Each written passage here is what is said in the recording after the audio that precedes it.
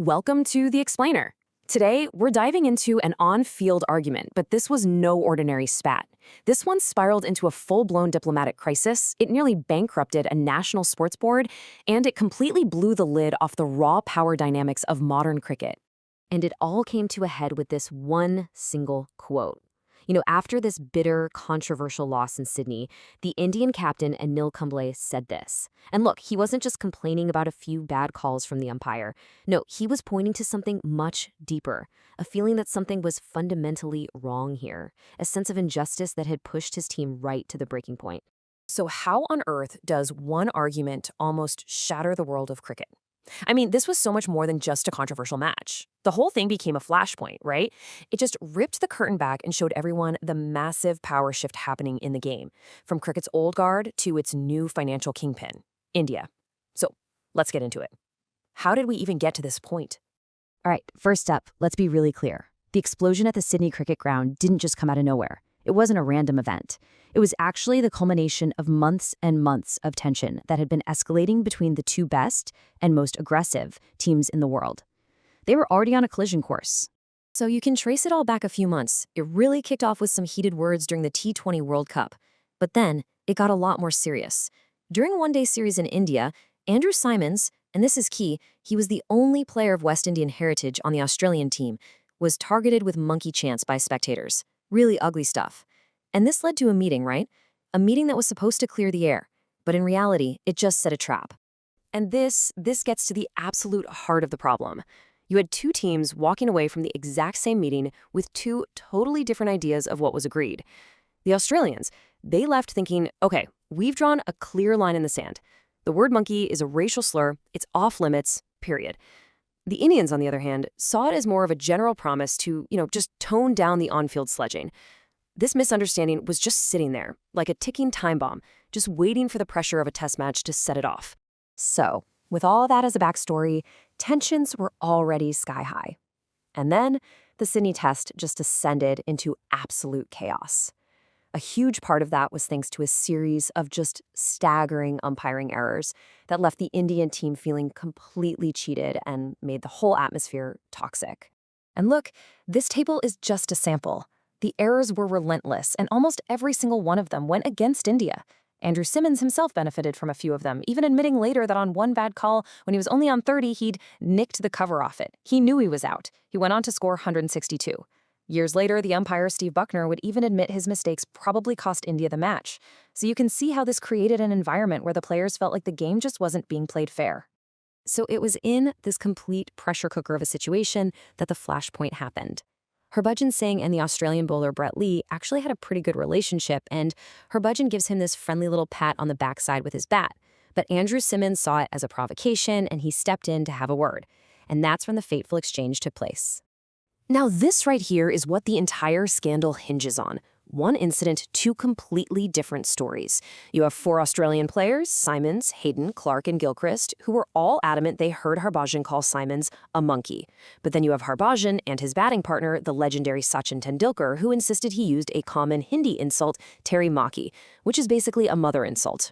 And the thing is, when you say the two phrases quickly with an accent, they can sound phonetically similar. So you're left with this classic he said, they said standoff. So they get to the initial hearing, and there's a huge problem. There is no proof. No audio from the stump mics. The umpires didn't hear a thing. The match referee, Mike Proctor, basically had to make a judgment call. And he decided to side with the testimony of the four Australian players, finding Harbhajan guilty and slacking him with a severe 3-test ban. Well, for India, that was just completely unacceptable. And that verdict instantly transformed the whole dispute. This was no longer about some words on a cricket field. This was now about power, it was about respect, and it was about money. And India's cricket board, the BCCI, decided it was time to show the world who was really in charge. The BCCI's response was swift and it was brutal. They just announced the tour was suspended, effective immediately. And they delivered a crystal-clear ultimatum to the International Cricket Council: overturn the ban on Harbhajan and remove umpire Steve Buckner from the next match, or the Indian team was flying home. Simple as that. And the crucial point was this number, $60 million. That was the estimated financial hit Cricket Australia would take if the tour was cancelled. And that figure doesn't even count the massive lawsuits they'd face from broadcasters. The BCCI knew exactly where all the leverage was. And as you can see here, the BCCI executed this power play perfectly. They protested, they threatened, and they forced the sport's governing body to make an unprecedented move, removing an umpire in the middle of a series. With the tour saved, they then went on to get the charge downgraded and the ban thrown out. It was a complete and total capitulation by the establishment. And you don't even have to take my word for it.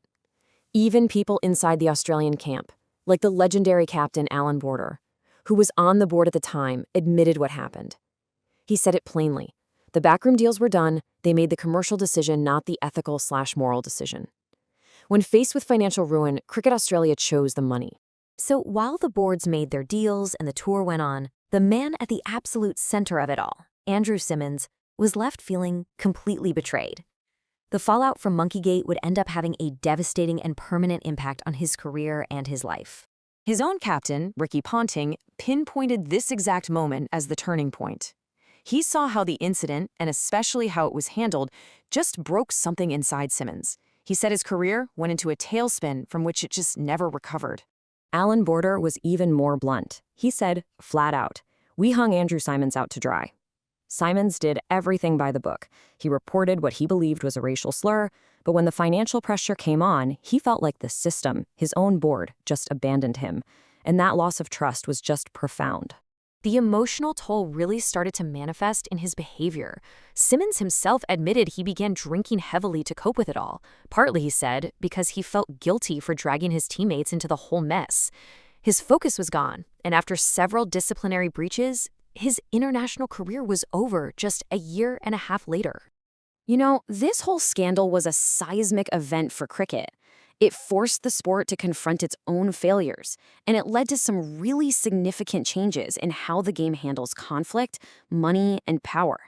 The game was truly never the same again. The legacy is really complex. First and foremost, it confirmed India's absolute financial dominance, no question.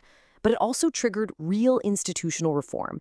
The ICC had to overhaul its entire disciplinary code. And, of course, there was the tragic human cost to Andrew Symonds. But then, in a strange final twist that only sports seem to produce, the Indian Premier League, the very symbol of India's new power, brought Symonds and Harbhajan together as teammates, where they actually became friends. Ultimately, the Monkeygate affair is just this powerful case study. It shows what happens when the immense pressures of nationalism, money, and media all collide on a sports field. It proves that in the high-stakes world of modern professional sport, when commerce overrides conscience, the question on your screen is really the only one that matters. Who really pays the price?